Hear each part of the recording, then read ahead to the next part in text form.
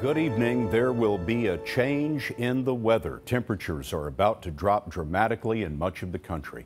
It's the return of the polar vortex that brought misery a year ago.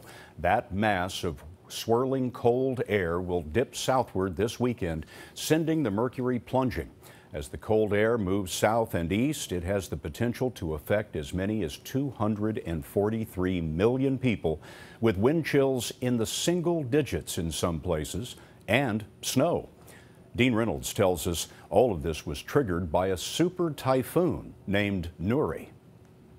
These pictures from the European Space Agency show that Nuri is a growing meteorological bomb blanketing the Bering Sea. The 50-foot waves and 100-mile-an-hour winds will make conditions similar to these 2 years ago, and could make Nuri the biggest storm of the year. But it would be wrong to think that it will affect only Alaska's far-flung Aleutian Islands or those famous fishermen who work in the North Pacific. I'm going to get everybody home. WBBM's meteorologist Megan Glaros explains. The remnants of Super Typhoon Nuri will create a big buckle in the jet stream, and in several days' time, it's going to mean a big dip in the jet, which will connect us with a big mass of Arctic air, taking temperatures east of the Rockies down to 10 to 30 degrees below average. Say a big mass of Arctic air to anyone who lives in the Midwest, and it conjures painful memories of the dreaded polar vortex that hit the region last winter.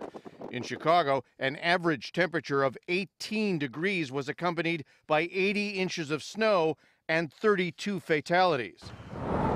And last winter, ice was a major threat across the region. I'm standing on the shoreline of the Kankakee River, and all of this ice in front of me has come up over the bank and threatens to keep on coming.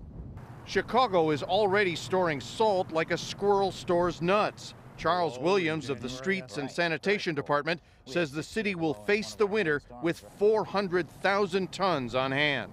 And that's compared to? We're going to have 115,000 tons more on the ground this season than last.